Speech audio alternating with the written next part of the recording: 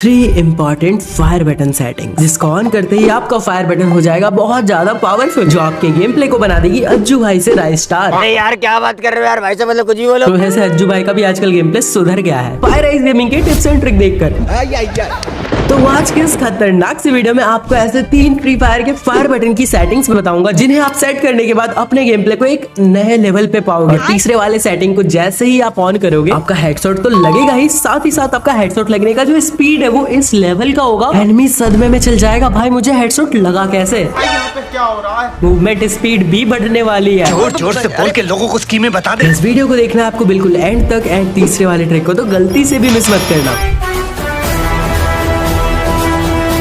तो दोस्तों normal fire button को फायर बनाने के लिए आपको सबसे पहले फायर बटन का पोजीशन और साइज को अपने हिसाब से परफेक्टली सेट करना पड़ेगा। अब आप इसको कैसे कर सकते हो? सबसे पहले आपको क्या करना है, आपको देखना है अपने थंब को, क्योंकि 99.99% प्लेयर्स जो होते हैं वो अपने थंब से ही फायर करते हैं। बाकी जो 0.001% प्लेयर्स होते हैं वो होते हैं कुछ लेजेंड्स।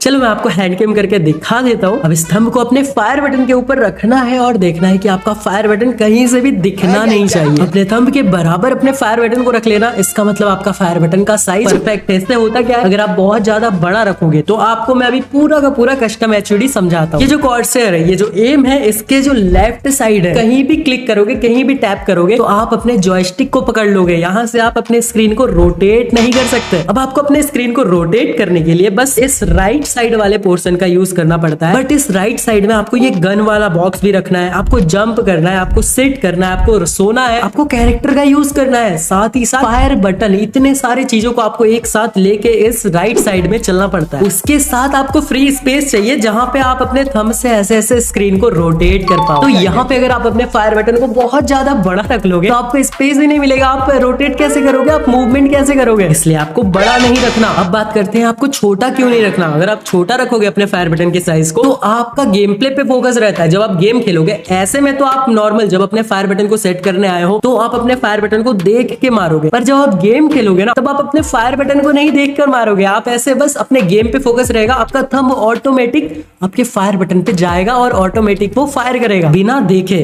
तब कई बार क्या होता है, अगर आपका फायर बटन बहुत छोटा है तो आपका थंब जो है वो थोड़ा सा इधर उधर चला जाता है, जिसकी वजह से फायर नहीं होता है। तब क्या होता है, आपको एनिमी मार के चला जाता है। यहाँ पे ये मिस्टेक होती है। इसलिए दोस्तों साइज तो मैटर करता है, साइज परफेक्ट होना चाहिए, ज्यादा बड़ा भी नहीं ज्यादा छोटा भी नहीं। अब बात करते हैं फायर बटन के पोजीशन की। मैंने अपने बहुत सारे वीडियोस में कहा है कि अपने फायर बटन को रखना है आपको थोड़ा सा नीचे, जिससे कि आपको ड्रैग करने के लिए एक अच्छा सा जगह मिले। पर फिर मैंने एक चीज नोटिस किया कि जब हम ड्रैग करते हैं तो वो कुछ मिली सेकेंड्स में ही ड्रैग होके ऊपर चला जाता है, एंड हमें सिर्फ एनिमी के यहाँ से यहाँ तक एम को लेके जाना होता है। अब एम पैर से हेड तक जाएगा, उसमें स्पीड मैटर करता है यार, डिस्टेंस मैटर नहीं करता। फायर बटन को मैं कितना ऊपर तक ड्रैग कर रहा हूँ, हाँ ये तब काम आएगा जब मैं एक ही गन से बहुत देर तक लगातार फायर करूँ। पर मेरी वीडियोस में आपने ये भी सीखा होगा कि आपको लगातार कभी भी किसी भी गन से फायर नहीं करना है, उससे आपका गन रिकॉइल करेगा और आपका गोली इधर उधर जाएगा, हेडशॉट तो लगेंगे ही नहीं। आपको 5 से 6 गोली एक बार में फायर करना है। फिर अगर एनिमी नहीं मरता है, इतने में तो एनिमी हेडशॉट से खत्म हो जाना चाहिए, बट फिर भी अगर नहीं होता है तो आपको थोड़ा सा ब्रेक लेना है, या तो आप वॉल लगा दो या फिर आप एक बार सेटअप करो या फिर थोड़ा जंप कर लो, कुछ भी कर लो, बट 5-6 गोली के बाद आपको एक ब्रेक लेना है। यूएमपी और एके ऐसे गनों में तो बिल्कुल एकदम याद से यही करना है। समझ रहे हो? बैक टू द पॉइंट, हमें यहाँ पे अपने फायर बटन को रखना कहाँ है। मैंने बहुत ज्यादा दिमाग लगाया, बहुत ज्यादा रिसर्च किया और फिर ये चीज समझा कि हमारा जो डिफॉल्ट फायर बटन का पोजीशन होता है वो भी कुछ खराब नहीं होता, क्योंकि आपको स्पेस प्रॉपर मिल ही जाता है। एंड आप कभी भी ऐसे फोन को होल्ड करोगे तो आपका जो थंब है वो इसी जगह पे नेचुरली आएगा। आप अपने फोन को ऐसे होल्ड करो और आपका थंब देखो कहाँ पे जा रहा है, यहाँ से आपको अब ड्रैग करना है। तो इस चीज को दिमाग में रखते हुए फायर बटन के पोजीशन को खुद से सेट करो। क्या बात है, क्या बात है। अब हमने इसका साइज भी सेट कर लिया और परफेक्टली इसका पोजीशन भी सेट कर लिया अपने हिसाब से। अब बहुत सारे प्लेयर्स एक मिस्टेक करते हैं, वो अपने फायर बटन को हाइड कर देते हैं, मतलब उसका ऑपेसिटी को बिल्कुल कम कर देते हैं, जिससे कि आप फायर करते टाइम आपका हाथ वहां पे नहीं जाता, इधर उधर चला जाता, आपको फायर बटन दिखाई नहीं देता।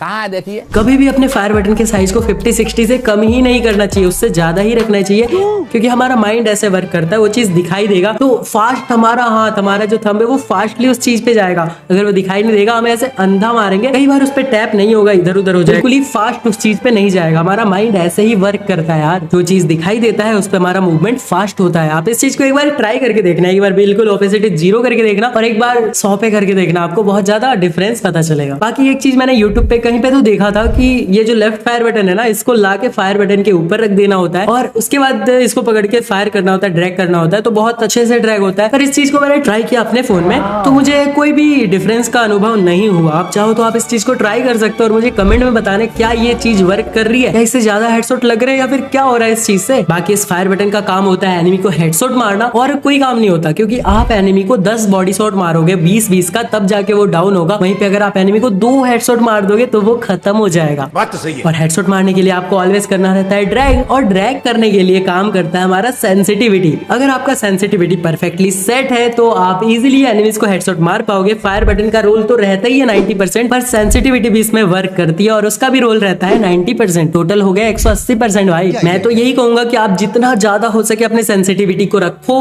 अगर आपका सेंसिटिविटी कम में भी चल जा रहा है, आप मार ले रहे हो, पर फिर भी अपने सेंसिटिविटी को ज्यादा रखो। आपको अभी के लिए ज्यादा लगेगा, पर जैसे आप खेलते जाओगे आपको उस चीज की आदत हो जाएगी और ज्यादा सेंसिटिविटी में आपका मूवमेंट भी बहुत ज्यादा फास्ट होगा। हेडशॉट भी बिल्कुल स्पीड में मार पाओगे। कम सेंसिटिविटी में मारोगे तो हेडशॉट तो लगेंगे पर वो कम लगेंगे और स्लो लगेंगे। पर वहीं पे अगर आपका सेंसिटिविटी ज्यादा होगा तो आप डायरेक्ट लेग से डायरेक्ट हेड पे चले जाओगे। आपका एम बहुत जल्दी मूव करेगा। आप समझ रहे हो इस चीज को? समझोगे यार। सब्सक्राइबर अपने बहुत ज्यादा प्रो है। फायराइज गेमिंग की वीडियोस देखते हैं ना, तो प्रो कैसे नहीं होंगे यार। और जिसने सब्सक्राइब नहीं किया वो सब्सक्राइब कर दो भाई। अब सब्सक्राइब कर ही रहे हो तो आपका भी कुछ फायदा होना चाहिए यार। आपको भी खुशी मिलनी चाहिए। नहीं, ये वाली खुशी नहीं, आनंद आनंद मिलना चाहिए यार आपको। और आनंद कैसे मिलेगा? एक ही ऐसी चीज है जिससे हमें आनंद मिल सकती है गेम के अंदर, और वो है डायमंड्स। डायमंड से हम बंडल, गन स्किन सब कुछ ले सकते हैं। और डायमंड्स को हम कैसे ले सकते हैं? पैसों से। बहुत महंगे आते हैं यार डायमंड। पर मैंने आप लोगों के लिए ढूंढ निकाला एक ऐसा ट्रिक, एक ऐसा खुफिया ट्रिक जो सिर्फ ओल्ड लेजेंड प्लेयर्स को ही पता है, पर अब आपको भी पता चलने वाला है। कुछ नहीं करना है, इस वाले वीडियो पे क्लिक करना है, जाके इस वाले वीडियो को पूरा देखना है। पूरा का पूरा ट्रिक मैंने स्टेप बाय स्टेप बताया है, जाके देखो, फॉलो करो और कर लो अपने अकाउंट में डायमंड्स की बारिश। 5000 डायमंड्स बिल्कुल ही फ्री में ले पाओगे यार। जाके देखो इस वाले वीडियो को। मैं मिलता हूँ आपसे अगली वीडियो में, तब तक के लिए bye bye, take care and love you all.